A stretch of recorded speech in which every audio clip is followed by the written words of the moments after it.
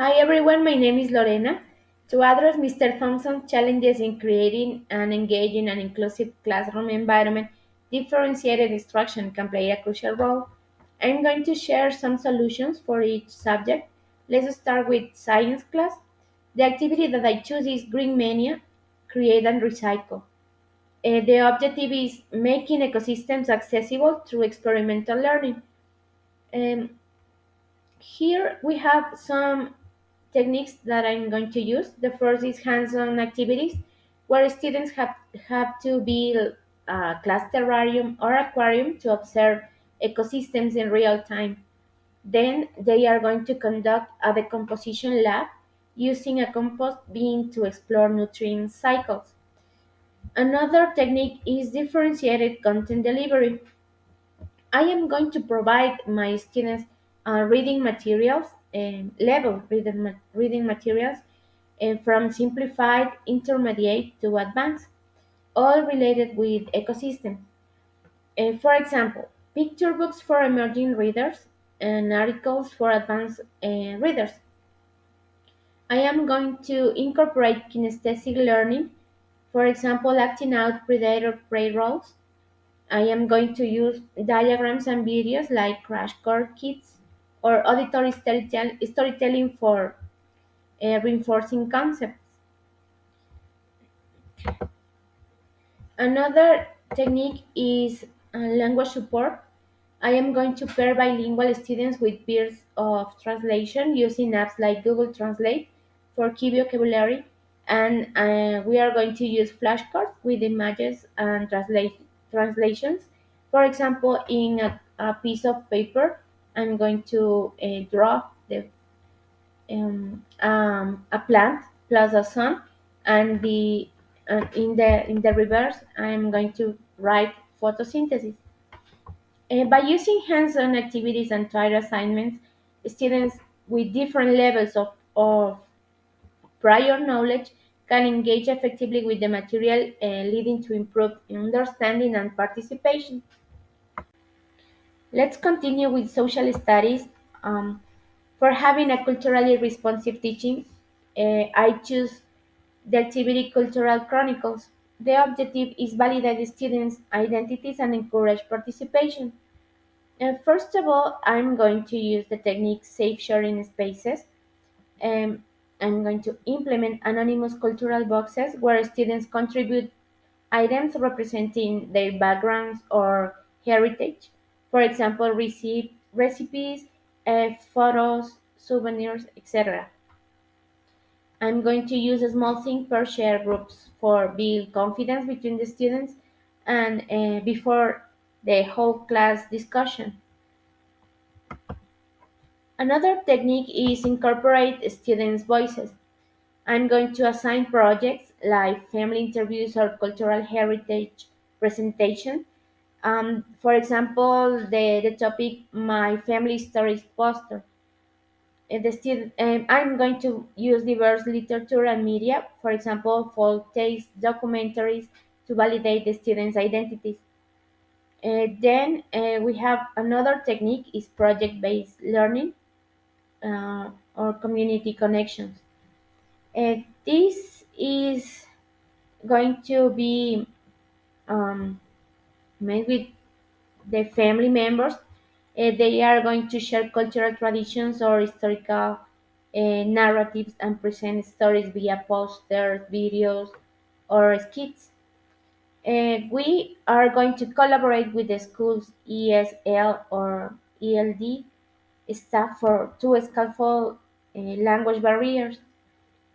The outcomes of this activity is encouraging students to share their cultural experiences through through safe sharing spaces, help building confidence and foster a more inclusive classroom environment where every student feels valued.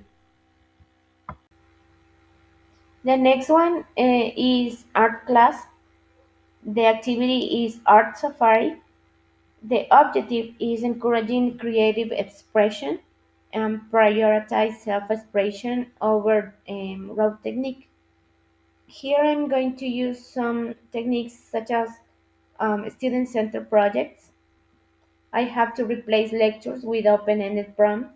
For example, create art that shows your favorite memory.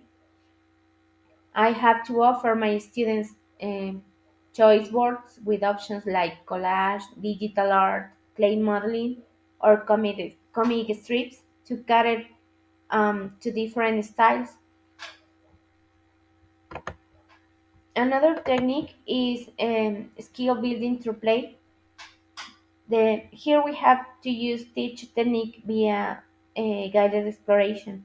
For example, try blending colors to show emotion.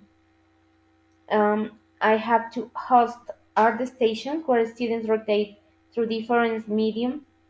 For example, clay, play, watercolor, charcoal, recycled materials, and I have to let the students explore. The next technique is celebrating individuality.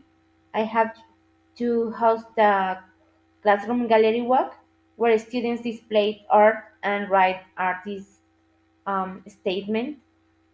And I have to encourage peer feedback sessions using prompts like, "What story does this art tell?"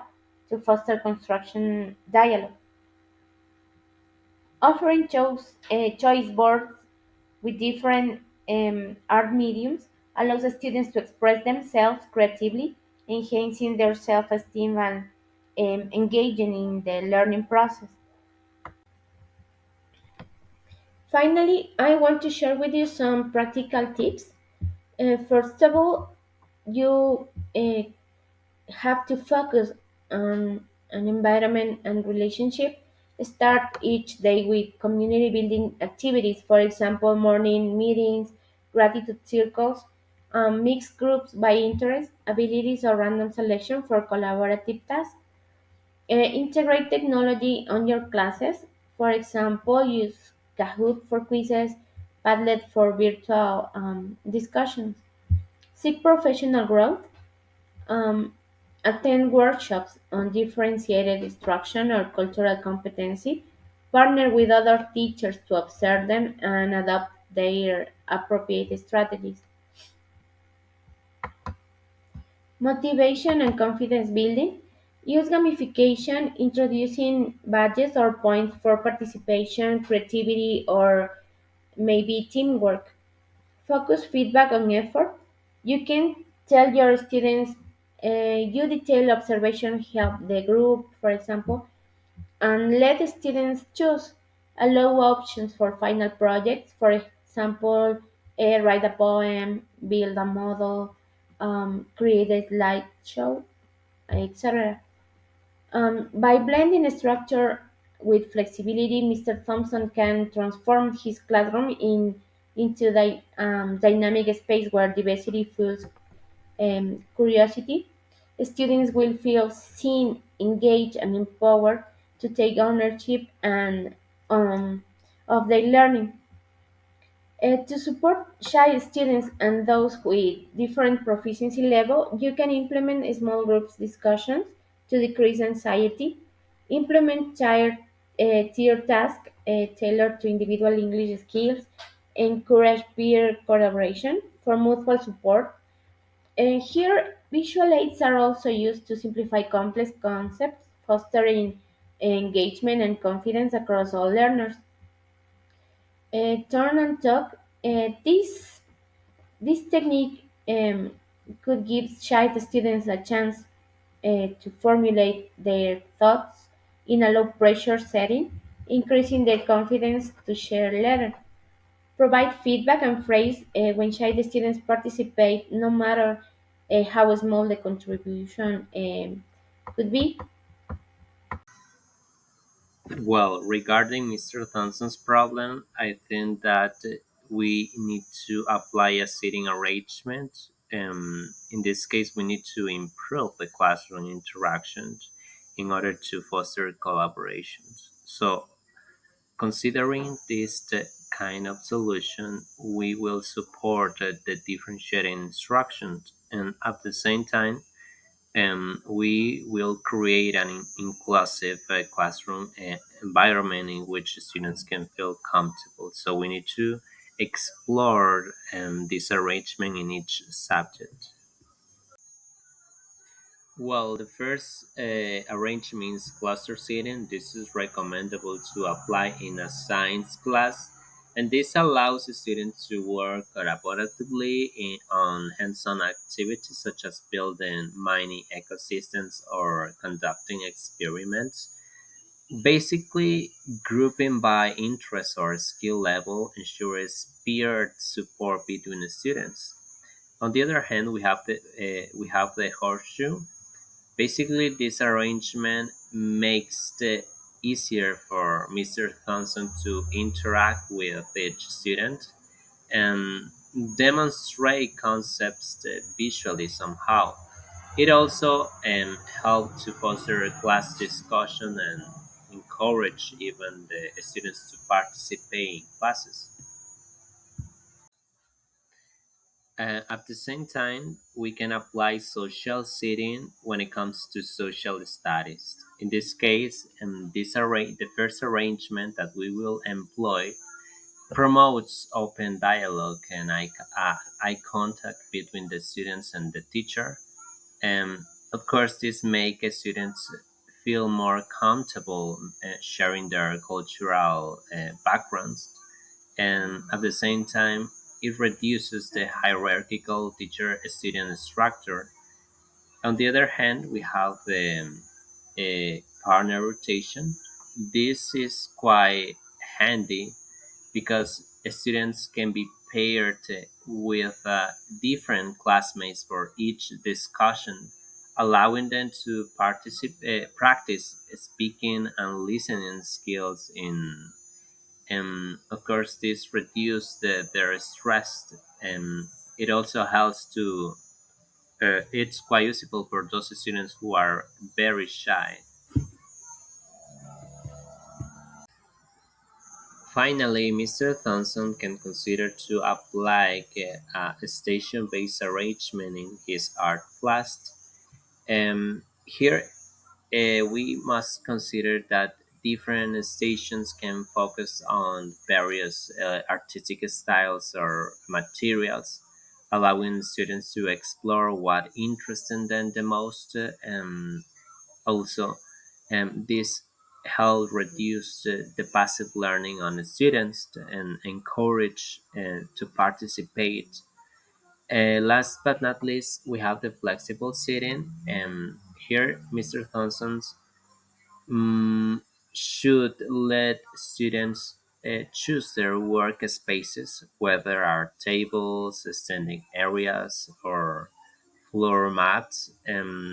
Well, in this case, he will acknowledge that the students are motivated because by this flexible sitting, it's possible to encourage creativity and comfort. So this will make the class more dynamic and engaging.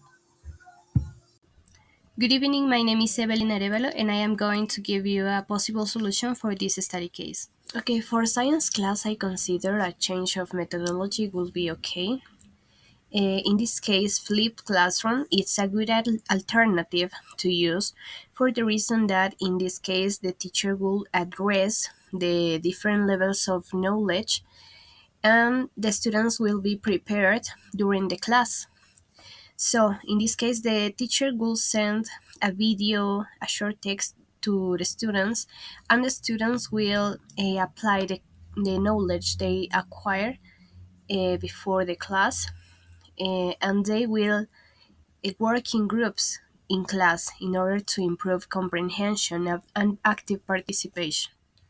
Okay, now for social study class, it's important also a change of methodology for the reason that in this case, students are not only learning content but also are developing some values and behaviors that will be useful for their future. So, situational teaching method it's a good idea for the reason that students will learn to empathize with their classmates, and also it's important a change in communication. In this case, a teacher should focus on body communication, body language, gestures, drawings, or a written communication instead of oral communication for the reason that students have different backgrounds, different languages, and it is a limitant. Finally, in art class, I consider the lecture method is not appropriated for children for the reason that they don't um concentrate during much time, so they have to be constantly creating and managing things with their hands and understanding through doing things. So it's important that a teacher get interest in what things are relevant for those students and prepare a good class with a topic that is important for them. For example, they could express their feelings, they could express their emotions, they could paint using the techniques that are taught, but about things they like. In this way, they create a connection between what they are learning and what they feel. At the end, it's important also that teacher make questions about what they feel and also metacognitive questions for the reason that students have to be conscious about what they are learning, and it is a good way to do that. Hello, teacher. It's a pleasure. I'm Jaime Acosta, and today we're going to explore how we can teach about a community in rural multi-grade classroom, and where each students have their own strengths and needs. To address this challenge, I've designed three innovative solutions from the perspective of social studies, art, and science. Each of these activities is designed to connect the students to the environment and promote meaningful and different learning. In the first way, we have social study with activity stories from our community. The pedagogical approach is experimental learning, the view, and connective assignments. Is to connecting students to the environment and to each other. And the characteristic of this activity in the adapting to diversity is the level of knowledge is differentiated research groups and learning styles is varied activities. And the concrete activities are interview with community members, elders, and leaders. The creation of interactive visual map of the community, recording a podcast with stories and testimonies, and the organization of a guide walk through the emblematic place. Hmm, my proposal is based on two key pedagogical approach, scientific inquiry and place-based learning. Scientific inquiry involves students becoming scientists, asking questions, designing investigation, and analyze data to draw conclusions. On the other hand, place-based learning means that we will use environment or community as a living laboratory for learning science. And science is not just in books; it's all around us. The second activity based on art is expressing our community creatively. The pedagogical approach in this case is project-based learning (PBL) and universal design for learning (UDL). It's providing multiple means of expression and engagement. The characteristic, the adaptability to diversity is offer diverse forms of artistic representations and allow for choice of topics relevant to students. The concrete activities in this case is the mural painting reflects local history and culture. Sculpture with recycled materials that symbolize the community.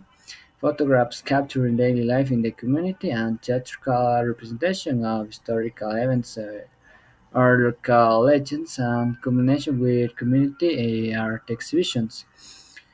In this case, to address the diversity of abilities and learning styles, Sir Clarum, I will implement two main adaptations. First, I will assign different roles in the research process.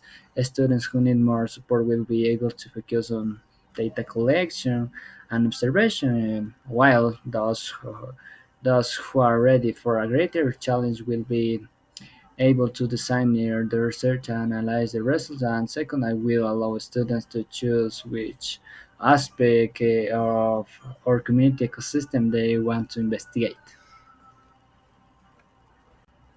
And finally, we have the activity based on science. The title of this activity is Our Community Ecosystem.